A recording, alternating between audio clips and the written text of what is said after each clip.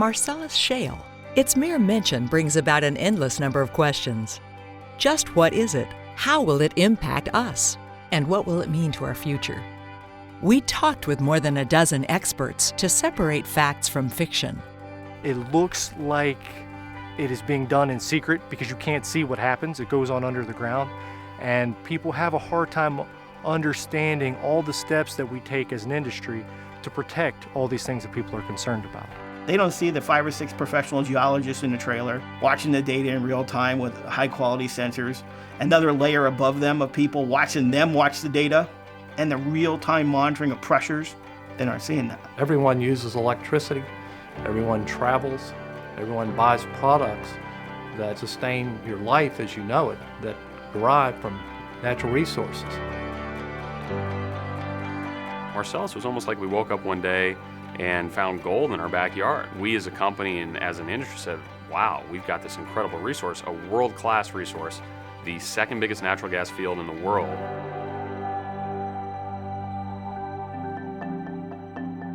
Environmental questions are a prime topic when it comes to the drilling of Marcellus Shale. Brian Oram has spent his life's work monitoring the quality of water. I first put myself as a citizen that just happens to know a little bit about groundwater. In many respects, water quality are issues and people don't understand what's in their water. We have existing problems right now with bacteria, arsenic, barium, many other inorganics and organics that are all baseline, that had nothing to do with what's going on right now. You're basically 1.5 miles underground. To think that you can crack a rock there and grow all the way to the surface is virtually impossible. Sometimes what you see isn't what you get. For example, the movie Gasland misleads viewers on the causes of tap water being set on fire. The Colorado Oil and Gas Conservation Commission said, Gasland incorrectly attributes several cases of water well contamination in Colorado to oil and gas development. When you go back and do the history on that particular individual in that area, that methane's been in the groundwater forever. There's naturally occurring methane in some water in many of these areas, and quite frankly, a lot of people locally know it. Some of the water quality issues appear to always be tied back to primarily natural water quality that they've never documented before. Hydraulic fracturing, or fracking of Marcellus wells, and the makeup of chemicals used have raised questions. But Oram says the chemical debate needs to be put into the proper perspective. Anytime we're moving concentrated chemicals, wherever they are, through our community, we need to be concerned. Whenever we have sites that store concentrated chemicals, we need to be concerned. Now, when you dilute it and pump it down a mile, ain't too concerned.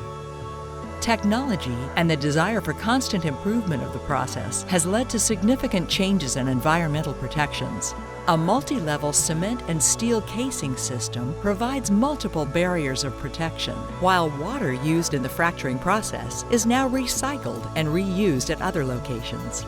So our technicians and engineers went to work and they figured out how to filter and recycle the water that comes up the wellbore and use it at the next fracturing job. We recycle 100% of the water that flows back. All the water we use fracking those wells year in and year out, you're less than 0.5% of the total water used in West Virginia.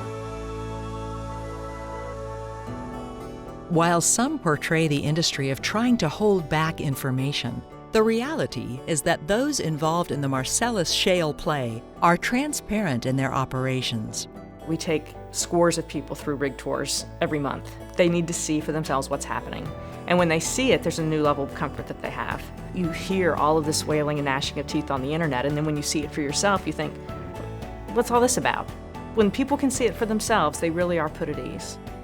A major environmental benefit of horizontal drilling is the actual size of the drill site. Vertical wells, it's not uncommon to see them on 40-acre spacing. On a horizontal, you've essentially got one pad. That one pad is several acres in size, but the difference is one pad will drain probably somewhere between 600 and 800 acres. That's a 20-to-1 ratio.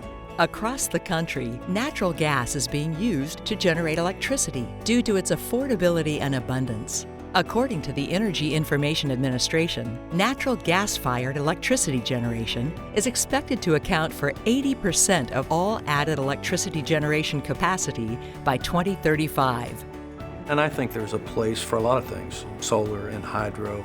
But the fact of the matter is, alone, those things can't generate the amount of energy that's required to run this country.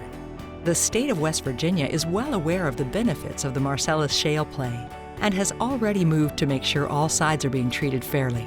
As the activity continued to grow and expand, it was obvious throughout the legislature that we needed to have a meaningful and a fair regulatory framework in place to not only foster the growth and investment, but to also protect our communities. We did in fact pass comprehensive regulatory framework legislation and making West Virginia, in my view at least, ahead of the curve among many of our surrounding states in addressing this issue. Protections that are necessary for the environment, the surface owners, the royalty owners, the mineral owners, and the companies, and got all of the stakeholders together to hear them all out and also ensure that the groundwater and the surface was protected as well. No one is debating the amount of natural gas in the Marcellus shale, a reserve so large that it could impact our entire nation. Steve Ibora is an industry leader in using natural gas to fuel our vehicles. I got into this business actually after years of being involved with promoting new and emerging technologies. Natural gas vehicles is a great extension of that kind of work. People ask, when's it going to come to me? How's it affect me personally?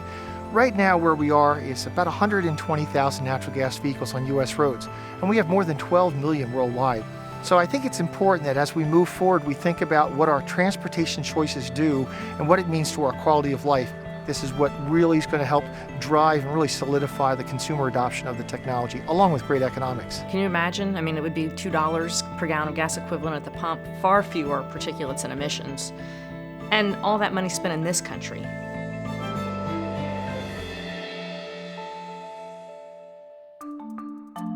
Historically, natural gas has been a key player in West Virginia's economy. That history could be on the verge of repeating itself, thanks to the byproducts of the Marcellus wet gas. In the last century, natural gas is what brought the glass industry into West Virginia. Morgantown, Fairmont, Clarksburg, Weston. As we go in the 21st century, I believe the economic opportunity will be in plastics. You'll hear a lot about natural gas liquids, or NGLs. And natural gas liquids are comprised of things like ethane and propane and butane. West Virginia has a wonderful wet gas window up along the northern panhandle of the state that is rich in those natural gas liquids. Those natural gas liquids open an entirely new industry involving a cracking facility. What happens is this cracker takes ethane, this product that's produced with natural gas and a lot of the Marcellus, converts it to ethylene. And all that does is makes ethylene available to all these follow-on industries that can't use ethane as a raw feedstock. If you look at the Kanawha Valley, if you look at the Ohio Valley, there are many plants that are located along those riverbanks. The feedstock to those plants basically faded away. It will now give the ethane in particular a feedstock back into the chemical industry. There's a lot of other jobs and a lot of other opportunity that come from having a cracker in the Northeast, regardless of where it is. The American Chemistry Council put out a study, and it projected what it called a hypothetical but realistic 25% increase in ethane production. And as a result of that, it found 17,000 new jobs inside the chemical industry and 395,000 new jobs in support of the chemical industry. A $32 billion increase in chemical production, all because of the cheap shale gas.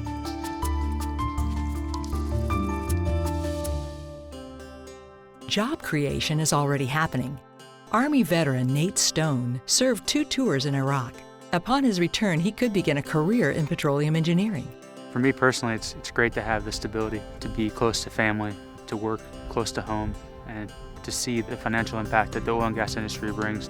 I was born in West Virginia. I got out of college, had to move to California to take a job. We started a family, and my son was about 6 minutes old, and my wife said, "We've got to move back home." And I was lucky enough to find something with Chesapeake and get back here.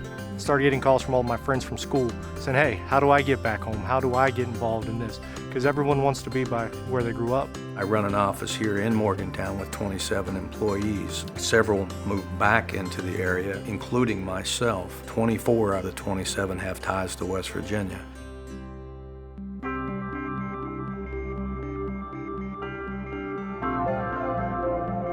Sometimes people just think about the production companies. They see the rig and they see the people working on the rig, and when they think about jobs, they just think about the rig hands. But really, a lot goes into getting that rig there. The site has to be prepared and built, so we have gravel haulers, sand haulers, water haulers. A gentleman running a service that had 8 employees a year ago, he's got about 110 employees today. These jobs continue to grow as expected. It's going to attract more people. It'll keep our young people home. It'll create jobs and opportunities for them, and also lead to real wealth creation for our state and its citizens. The opportunities are far-reaching.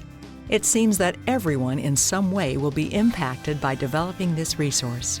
It could benefit so many people, and I don't just mean producers or vendors or royalty owners. How can we use this resource in a way that rejuvenates the chemical and manufacturing sector, in a way that changes the way that we drive our cars, in a way that lowers our home heating bills? None of that is worth it if water's not protected, but this can all be done safely and responsibly, and it's happening. The most important thing is to keep an open mind, and to listen, and to read, and to consider where you get your information, and to think about potential, to think about what this could really mean.